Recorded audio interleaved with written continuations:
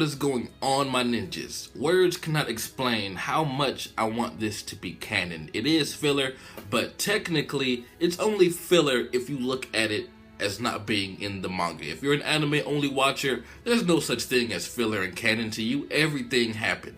But this filler of Kaguya is exactly what I wanted to see from her backstory. The only thing that I wish they would dive in a little bit more is exactly where she came from, because all we got was she came from this beam of light from the heavens. So is she an alien? Did she come from a different planet? Or did she come from the fucking... I mean, the moon wasn't created then, because the moon is created from Hagoromo and Hamura later on. So, I mean, I'm correct, right? But did she come from like a star or something? I don't know, because as far as I know, unless I'm mistaken or don't remember, there haven't been any mentions of like life on any alien planets. It's not like Dragon Ball Z. I mean, there are other dimensions in Naruto, sure, like with the, you know, the Reaper God or whatever, his dimension, and all the dimensions that Kaguya takes, you know, Naruto and Sasuke to when they're fighting her. But like, we never really got an understanding that, okay, there's this planet that's away from Earth with other life forms on it, as far as I know and remember anyway.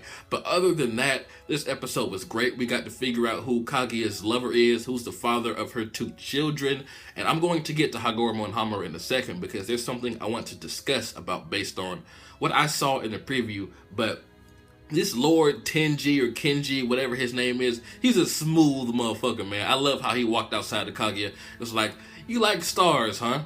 I'll look up at the stars with you. I'll be here with you every night. So I'm pretty sure he gradually weaseled his way into that ass. I mean, this guy is a legend. Think about it. He banged. He's the only person in this entire shinobi timeline, like thousands of years, that has banged the mother of chakra. He's the only one that got into Kaguya's ass, as far as we know anyway. But I'm pretty sure after that, she didn't really do any more banging. So, Lord Tenji or Kenji, whatever the fuck your name is, you're my ninja, man. Just the fact, I mean, I just can't get over this guy just banged the mother of every shinobi in the world, essentially, and that's fucking crazy. But at the end, when he did hunt her down, when he hunted her down because of that opposing land's assholery, I'm like, man, that's your chick, man. You should at least go and talk to her and find out what happened. I mean, I can understand where he's coming from, because he wants to protect his village and his land and whatnot. But he could have at least confronted her and be like, hey, Kaguya, what's the deal? They said you did this and you did that. He didn't even give anyone time to say, like, oh, they came over here and fucked with us first. So he killed that girl at the end for no reason. I mean, it wasn't their fault. It was the asshole with the bow and arrow's fault. I don't remember his name. Fuck him. But it's just so strange to see Kaguya emotional. I mean, she was mostly emotionless most of this episode, but you could tell that she actually did care about Tenji or Kenji, whatever the fuck, because like you could tell her eyes got all squiggly and whatnot when his name was mentioned one time. She banged him, of course, so she had to have some feelings for him. And towards the end, where that girl got shot with the bow and arrow, you know, after saying she was pregnant or whatever, she was like, no, like whatever the fuck her name was. She screamed her name and she showed emotion. The only other time we've gotten any emotion from Kaguya was when she stared at Naruto and Sasuke and she was crying, remembering her two children. But this is the only time we've ever seen her act compassionate towards anyone other than her children, like ever. And that's why I love this filler, because it's making Kaguya seem more human. Although it seems she's a fucking alien, it's making her seem more relatable in a way, because every other appearance that we've gotten her in was the Naruto Storm 4 game and the anime so far, and of course the manga.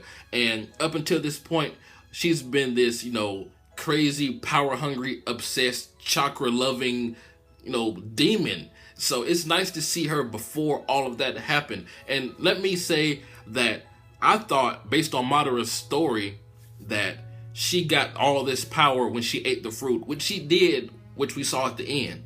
But she had some power before, so maybe like the planet she came from is full of people with power like that before she ate the fruit. I don't know. Maybe she's the spirit of the tree in a way. I don't know what the fuck's going on. I really hope at the end of this filler she has a flashback of where she came from, maybe her parents or something, because I'm honestly confused of her origin and exactly why she had power before she ate the fruit, because according to the legend that Madara told us, she did not have any power. Like, she was a normal like woman until she ate the fruit. So I don't know. I'm just confused. Maybe she ate part of the fruit when she was younger, and that's how she got the power that we saw throughout this episode, and then she ate the rest of the fruit, which we saw at the end of the episode when she activated the infinite Tsukuyomi. But I don't know. But like I said, I'm enjoying this filler, and I really enjoyed this first episode of the filler because it showed her being emotional, and it showed her being a woman, not just this all-powerful demon that's like switching dimensions and shit. It showed her being a woman. So I really enjoyed this so far. And what I want to talk about with Hagoromo and Hamura, based on the preview to the next episode, Hagoromo, he does not have the Rinnegan. He has a Byakugan, just like his mom and brother. So how did he develop a Rinnegan in both of his eyes and the one in his forehead that we know? I mean, how did he go from that to becoming the Sage of Six Paths with the staff and the multiple Rinnegan or whatever after he fights his mother? Like, of course we know that he and Hamura team up against his mother at some point. Like, maybe Hamura died and he absorbed his power, and that's how he got the Rinnegan, or maybe he took some of his mother's power before they sealed her away. I don't know what's going on with that, but as of right now, they both have the Byakugan based on the preview. And I thought that Hagoromo was born with the Rinnegan, so I think it's going to be interesting. We're getting the origin of Kaguya, well, most of her origin. We didn't get where she came from so far. We're going to get the birth and the growing up of Hagoromo and Hamura, and hopefully seeing how they both have developed and exactly what their jutsus are, and how Hagoromo got the Rinnegan, or how he gets the Rinnegan eventually. So this is I think this filler is well paced, because at the beginning we got the introduction to Kaguya, and then by the end she's the Kaguya that we all know and love as the villain in the Naruto series. So just seeing, you know, her get pregnant and it not be like this long love story and stuff like that, it's welcomed. Although I really do wish we would have gotten more of their relationship, because it just seemed like, you know, he liked her and he weaseled his way up into that Kaguya vagina, and she liked him, and, you know, that was that. I really wish they would have expanded, but I mean, you could tell this filler is going to kind of speed by, because so much was covered in this one episode, and most of it was implied. It wasn't really shown, but I cannot wait to see what's going on with Kaguya and her two sons next episode. Based on what we saw, it seems like she's like an actual loving mother, but she's hard on them. That's what it seems like. And I'm guessing everyone is in the Eternal Tsukuyomi still, and they're the only 3 humans that are out of it. And I mean, we see a frog talking to them in the preview to the next episode, but maybe the infinite Tsukuyomi didn't reach all the way to Mount Myoboku or whatever. But I am interested in seeing at what point will Hagoromo and Hamura say, mother may be wrong about this, like she's ruling these lands all wrong, so maybe we should stand up against her. Because I'm pretty sure they didn't come out and, like, when they were 4 or 5 years old, they just thought about overthrowing their mother. There had to be some point where one of them realized that, hey, maybe mom's wrong. We have to take this into our own hands. So I'm looking forward to seeing exactly what was their breaking point, exactly how she treated her children, because the fact that she was crying when she saw them in Naruto and Sasuke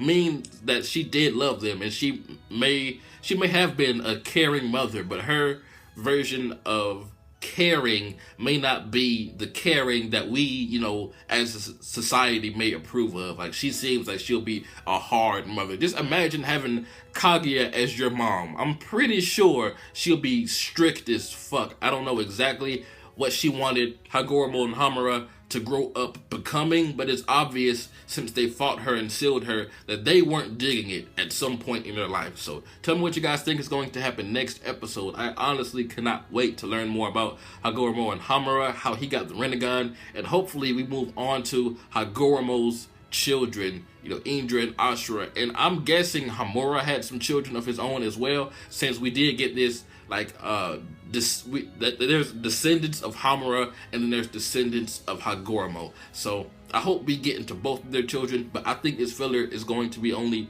4 or 5 episodes, so there's not that much time to go into stuff like that, but I hope that we do. But tell me what you guys think. This has been jbDAuchiha. Like, comment, subscribe, and I'm out.